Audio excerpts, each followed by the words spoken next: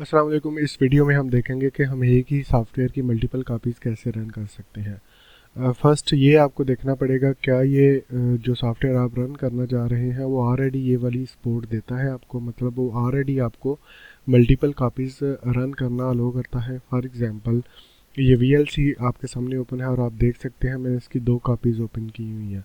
तो अगर मैं इसकी थर्ड कापी जो है वो ओपन करना चाहूँ तो क्या मैं कर सकता हूँ? तो जी आप कर सकते हैं। VLC आप एक ही कंप्यूटर में मल्टीपल टाइम्स ओपन कर सकते हैं। इसके लिए आपको कोई अलग से न्यू सॉफ्टवेयर की ज़रूरत या कुछ अलग नहीं चाहिए। लेकिन कुछ ऐसे सॉफ्टवेयर होते हैं जिनके साथ आप ऐसा नहीं कर सकते। फॉर एग्ज़ाम्पल मेरे पास ये एक सॉफ्टवेयर है, इसे वी चैट बोलते हैं। ये चाइना में चैटिंग के लिए यूज़ होता है। तो अगर मैं इसके फ़र्ज़ कर लें मेरे पास वी चैट के 2 अकाउंट है और मैं दोनों अकाउंट एक ही टाइम पे रन करना चाहूँ तो मैं ये नहीं कर सकता। मैं आपको दिखा भी देता हूँ। तो मैं वी चैट को रन करता हूँ तो कुछ नहीं हुआ क्योंकि वो इसी को कंसिडर कर रहा है कि यही ओपन है। तो हम ये देखते हैं कि अगर मैं इस वी चैट को 2 दफ़ा रन करना चाहूँ तो मैं कैसे कर सकता हूँ। तो आपको जो सॉफ्टवेयर इसके लिए चाहिए है वो ये सॉफ्टवेयर है सैंडबॉक्स। इसका ओरिजिनल नेम था लेकिन इन्होंने अब चेंज करके सैंडबॉक्स IE प्लस कर दिया है। और आप देख सकते हैं ये ओपन सोर्स सॉफ्टवेयर है। ओपन सोर्स सॉफ्टवेयर का मतलब आसान लफ्ज़ों में आप ऐसे समझ लें कि ये फ्री है, आपको ये बाय वगैरह नहीं करना पड़ता। आप इसको डाउनलोड कर लें, आप प्लस वर्जन कर लें। मैंने प्लस वर्जन किया हुआ है। आप ये खुद देख लें कि अब आपकी विंडो जो है वो 86 है, ये 64 है, मेरे वाली 64 है। तो मैंने इस सॉफ्टवेयर को डाउनलोड किया। डाउनलोड करके जब आप इसको रन करेंगे तो आपके सामने ये इसका व्यू आ जाएगा। अब हम ये देखते हैं कि अब इसमें हम वी चैट को कैसे ओपन कर सकते हैं। तो आपने यहाँ पे राइट क्लिक करना है, रन पे जाना है और यहाँ पे अब आपके पास मल्टीपल जो है वो ऑप्शन हैं। तो रन प्रोग्राम करेंगे तो रन प्रोग्राम में आपको उस प्रोग्राम का पाथ देना पड़ेगा। पाथ से मुराद है जहाँ पे वो प्रोग्राम सेव है जिसको आप रन करना चाहते हैं। तो मेरा प्रोग्राम जो है वो यहाँ पे है सी प्रोग्राम फाइल्स। ये अब इसमें मसला ये है कि आपको ये वाला प्रोग्राम ढूंढना पड़ेगा कि आपका इंस्टॉल कहाँ पे हुआ है।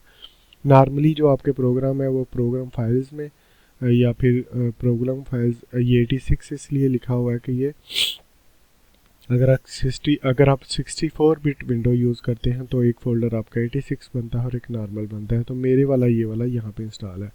इसमें आप ये चीज़ इंपॉर्टेंट है कि आपने डॉट एक्जी मतलब जिस फाइल को आप रन करना चाहते हैं वो भी इंक्लूड होनी चाहिए। तो नेक्स्ट अब हम इसको ओके पे क्लिक करते हैं। तो ये देख लें ये दूसरा भी रन हो गया। तो मेरे एक ही टाइम पे 2 रन हो चुके हैं। मैं ये कर सकता हूँ कि फॉर एग्ज़ाम्पल मैं इस पे स्विच अकाउंट करूँगा और मैं इसको किसी और के साथ लॉगिन कर सकता हूँ, अपने दूसरे अकाउंट के साथ लॉगिन कर सकता हूँ। अब कई दफ़ा ये पहचानना मुश्किल हो जाता है कि साउंड बॉक्स वाला जो है वो सैंड बॉक्स वाला कौन है और रियल कौन है। तो जब आप क्लिक करेंगे इस पे तो ये आपको येलो बॉर्डर नज़र आ रहा है। तो ये येलो बॉर्डर का मतलब ये है कि ये सैंड बॉक्स के अंदर रन हो रहा है और इसका मतलब ये है कि ये सैंड बॉक्स के अंदर रन नहीं हो रहा। तो इस तरह से अब इसमें और भी ऑप्शंस हैं। फॉर एग्ज़ाम्पल फर्स्ट हम देखते हैं इसको क्लोज़ कैसे करना है। तो आप इसको यहाँ से भी टर्मिनेट कर सकते हैं। ये जितने भी प्रोग्राम आपने इसके अंदर रन किए होंगे सारे टर्मिनेट हो जाएंगे। बेटर यही है कि आपको यहाँ से आप इसको जाके यहाँ से क्रॉस कर दें। तो ये ख़त्म हो गया। देन आपको ये याद नहीं है कि किस पाथ पे मेरा प्रोग्राम पड़ा हुआ है तो आप स्टार्ट मेन्यू में भी आके ये देख सकते हैं। ये डेस्कटॉप के ऊपर पड़े हुए सॉफ्टवेयर आपको दिखा देगा। ये आपके स्टार्ट मेन्यू में जो सॉफ्टवेयर इंस्टॉल है, अगेन आपको थोड़ा सा ढूंढना पड़ेगा कि आप जिस सॉफ्टवेयर को रन करना चाह रहे हैं वो कहाँ पे इंस्टॉल है।